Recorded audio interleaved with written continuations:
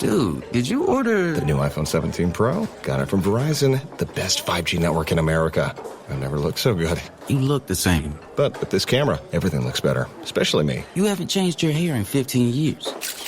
Selfies? Check, please. New and existing customers can get the new iPhone 17 Pro, designed to be the most powerful iPhone ever. With eligible phone trade-in and unlimited ultimate. Any condition guaranteed. Best 5G scores, root metrics data, United States, 1H 2025. All rights reserved. Trade-in and additional terms apply for all offers. See Verizon.com for details. Did I put the clothes in the dryer? I hope they don't think I was serious. I need to be about awake. Snacks. I forgot my brain shut Just off. sleep already.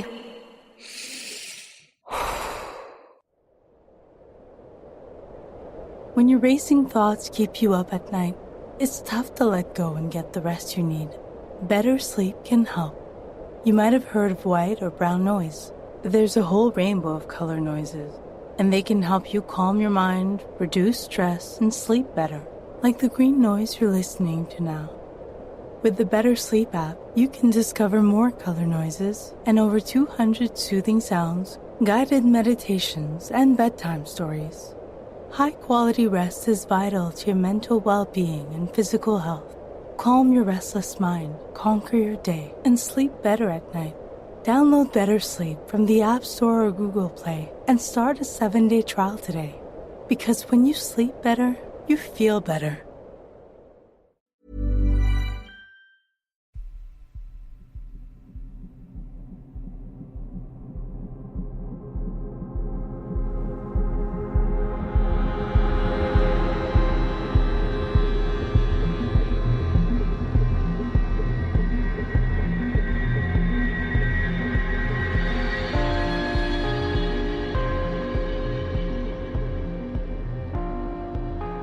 Hello and welcome to mini episode number 476 of Real Life Ghost Stories, and I have one spooky story for you today, and our story comes from the 4th of June 2025, and today's story comes from Tom.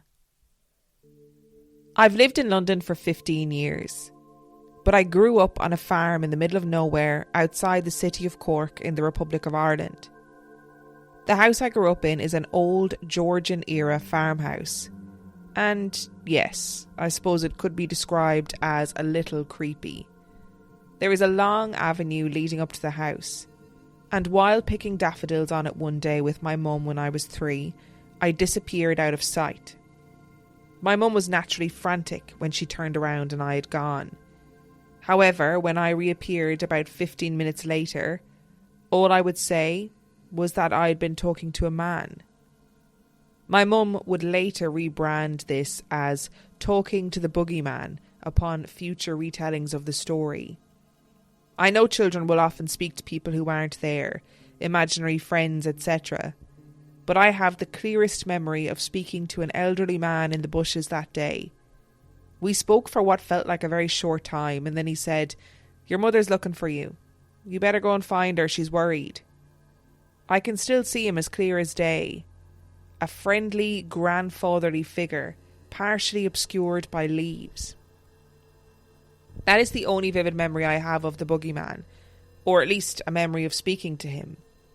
Though, strangely, one of my friends from childhood, who I'm still close to now, remembers talking to the Bogeyman as being a regular occurrence, where I would often be heard talking to someone, or would disappear and upon returning say that I had been speaking to him.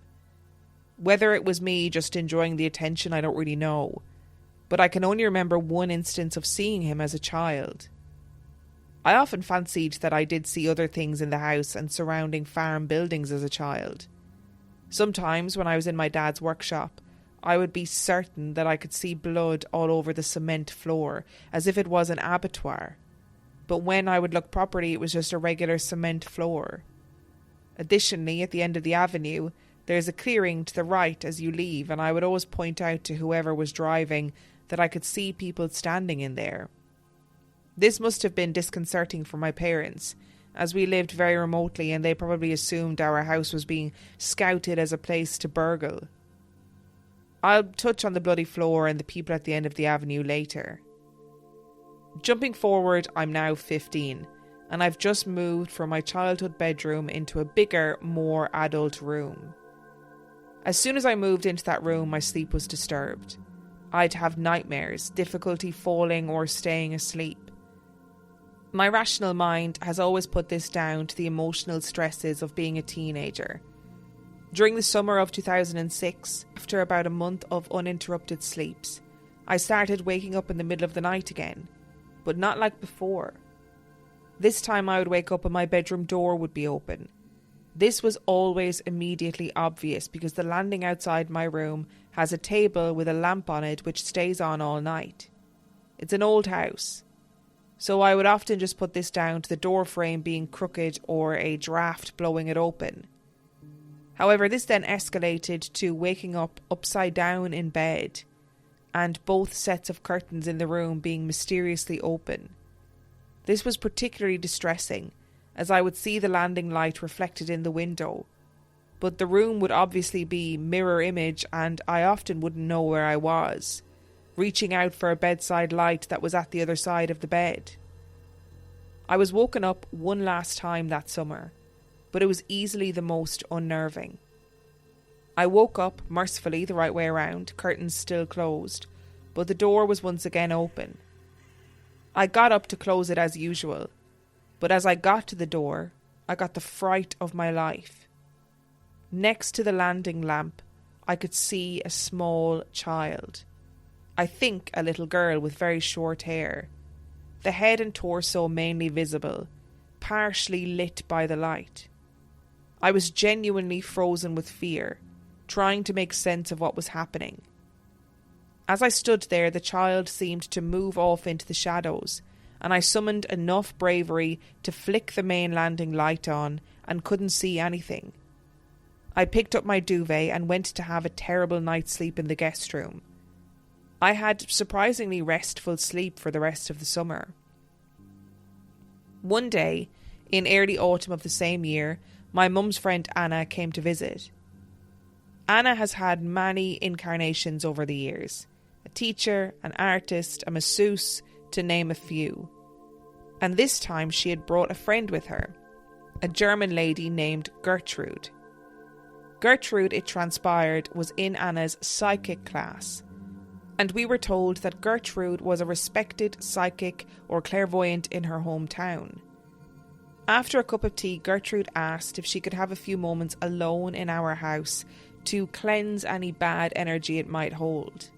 My mum, an eminently practical woman, agreed, mainly to please Anna, saying some extra good energy couldn't hurt. And she and Anna pottered off into the garden. Gertrude emerged about a quarter of an hour later, saying that the house was free of spirits. When pressed, she said that there was the spirit of an elderly woman upstairs, along with an elderly gentleman.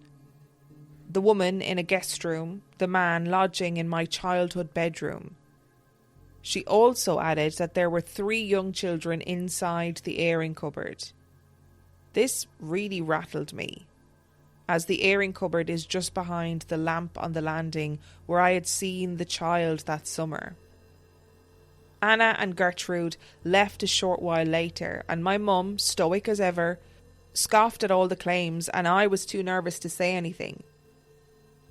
It's now 2014, and I've been living in London for 6 years, having moved there in 2009 for university. During my time at art school, I had come into contact with an artist from Bangkok. At the time, he had been doing a master's in illustration at the same art school while I was doing my bachelor's. He had approached me in the computer room one afternoon in the spring of 2010 and asked if he could draw me. I was 18 and I had never received such a flattering offer, and so I nervously said yes. He produced a really beautiful pencil sketch of me, thanked me for sitting for him, and cryptically said that we would meet again, but not for some time as he was moving back to Bangkok. In the summer of 2015, I met him again, completely by chance, while walking by a coffee shop in Bethnal Green. We caught up over coffee, and he said he was back in London working on an illustration project. Nude portraits of young men, each picture representing a particular tarot card. He asked me again if I would model for him, offering to pay me for my time. I was about 24 and much more confident in myself by that point, so I said yes. In our first session, he divulged that he had worked on and off as a professional psychic for years, primarily using tarot cards. He said when he had first seen me in the computer room, he had a feeling that I might also be psychic. I didn't really know what to say to this, as for me that type of thing was the stuff of movies and television shows, meant for entertainment only, not having much of a place in the real world. He asked me if I wanted to learn about tarot while doing our studio sessions, and I don't really know why, but I said yes, ignoring rational thought. Over the next few months, he would make several drawings of me, and during that time in his studio, I learnt all about tarot reading. Once again, it was time for him to return home, and as a parting gift, he bought me a set of tarot cards. The next year, a friend of mine visited a well-known psychic medium in London, a birthday gift from her father, who had also seen this woman, and raved about the incredible experience, saying that it had been life-changing for her. It really did sound absolutely incredible, and I said I would be interested in going myself, despite remaining very sceptical. For my birthday that year, my friends pooled together and bought me a sitting with her. I went a couple of weeks later, and the session really lived up to the hype. I won't bore you with the details, but it did seem incredibly accurate.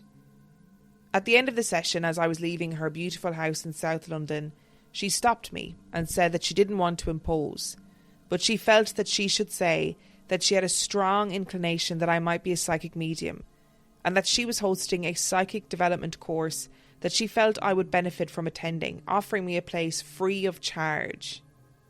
I thanked her and said that I would think about it, went home, slept on it, and decided that I had nothing to lose, accepted her invitation. Over the next few months, I would do several classes with her in small groups of other students, always free, and ultimately started seeing the occasional client myself. I've cut a chunk out here as I don't want to harp on about learning mediumship, psychometry, etc. Just to note, I should say that despite what I've just said, part of me remains really truly baffled by the whole thing. My rational mind wants to explain it away with things like stone taping, priming, and even things like the many worlds theory touted by some quantum physicists. That being said, I have found myself in situations where I seem to have access to information about people, their lives, and their loved ones in spirit that I simply have no business knowing. Maybe I just have a talent for cold reading, who knows, but it certainly doesn't feel that way. I should also say that I don't really do it anymore, at least not professionally. I realised fairly quickly that people seldom see a psychic when things are going well in their lives. It mainly tends to be after a traumatic life event such as a breakup or a loss of a loved one, and profiting from their upset just didn't sit well with me. It was bad for the soul. It's now summer 2016, and I'm home for my cousin's wedding with my boyfriend at the time. We're staying with my family in my childhood home. On the third night of our stay, we had just gone to bed. He had gone out like a light and was snoring loudly. I'm a very light sleeper, so I quickly left the guest room where we were staying and went next door to my old bedroom to get a good night's sleep. I went to sleep fairly quickly, but a noise woke me at about 3 a.m. It sounded like something with a bit of weight to it being dragged across the wooden floor of my bedroom. There are old sash windows in that room, and occasionally a bat or an owl might make a noise outside, but this was definitely in the room. There was a bright moon outside, so I could see the room pretty clearly. I tried to locate the source of the noise, and thought it was coming from a chair in the corner of my room by the fireplace. I sat up and could see the shape of something moving on the floor. My first thought was that one of the panes of glass must have come out, and an owl or something had gotten into the room. But it wasn't an owl. I could see the outline of a man in a wide-brimmed hat and a long, dark-coloured coat, crawling on the floor by the chair, crouched down with his arms out in front of him. I know this will sound like something out of a scary movie, but he had dimly glowing eyes like coals in a dying fire. The room felt freezing. I can't explain it, but I just knew this thing intended me harm. I was far over to the left of my bed, and my bedside table with a light on it was on the right. I was so terrified that I couldn't move. I just lay there, staring at whatever was on the floor. Eventually, I started reciting the Lord's Prayer to myself and gained enough courage to slowly reach for my bedside light. As I stretched out my right hand to the light, I felt a small hand grab my left upper arm really tightly, and a child's voice close to my ear urgently whispered, "Turn on the light." I flicked on the light and couldn't see anything. I grabbed my phone and ran from the room. I watched TV downstairs for the rest of the night, terrified. The next morning, my ex-boyfriend came downstairs, and as I was making coffee in the kitchen, I asked him how he had slept. He said he slept really badly, and that he'd woken up in the night and there had been a tall figure standing in his room with its back to him. He said he thought it was me playing some sort of ridiculous prank, but as he looked closer, he realised that it seemed to be a tall, elderly man. My ex was very sensible and unsuspicious by nature, always looking to science for his answers. He had dismissed the whole thing as some sort of waking dream, but nonetheless I could tell that it had frightened him. I later relayed this story to a close friend who knows the other stories about the house. She reckons that my ex saw the Bogeyman. I'd like to think that he was protecting him that night. I don't know what was in my room, but it was not the Bogeyman. Another thing to note, in my mediumship work I've encountered the spirits of loved ones coming forward to clients, and it's hard to describe, but you just know that they're people, or once were people. They have an energy to them which is gentle and benevolent, a generally kind aura, and irrefutably human. I have never seen anything before or since like whatever I saw on the floor that night. I haven't slept in that room since. I'd like to now revisit the other things that I saw at the house mentioned earlier. In about 2017, my grandfather, who had dementia, became too hard for my grandmother to care for, and so he went into a home. As a result, it was suggested that my grandmother divide her time between living with my aunt and with my parents to ensure that she wasn't lonely. Her name was Eleanor, but she went by Ruby. Ruby was brilliant, incredibly sharp and witty, right up until when she passed away at 101 in 2021. She was a land girl during World War II and very stoic, unflappable. Though she was very good company, she didn't really like to talk about the past, preferring to chat about current events. However, towards the end of her life, she seemed to get more open. She had famously an excellent memory and would occasionally tell very interesting stories about neighbouring families or pieces of local history. One day I was having tea with her, and she told me that many years ago the outbuildings of our house had at one stage been used as overflow prison cells from the army barracks in Cork. Apparently, the prisoners were badly mistreated there, and when they would die, they would throw their bodies into a disused well on the property. This got me thinking about the blood on the floor of my dad's workshop. It's situated in one of those outbuildings. The well she talked about is a little stone structure with a slanted roof, a door and 2 small glass windows. The door is locked and no one knows where the key is. I begged my dad to open it when I was a child, but he seemed too scared to. The well is in the clearing to the right as you leave the driveway, right where I'd seen those people standing all those years ago. So I'm just going to insert something here. The lovely Christian, hello Christian, sent me a Creepy Kid jingle, right? And that Creepy Kid jingle seems really appropriate for this current moment.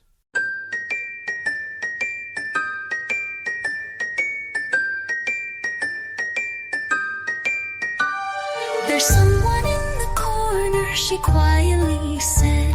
He follows me at night and whispers by my bed. She grins so wide it chills my skin. There's nothing worse than a creepy kid.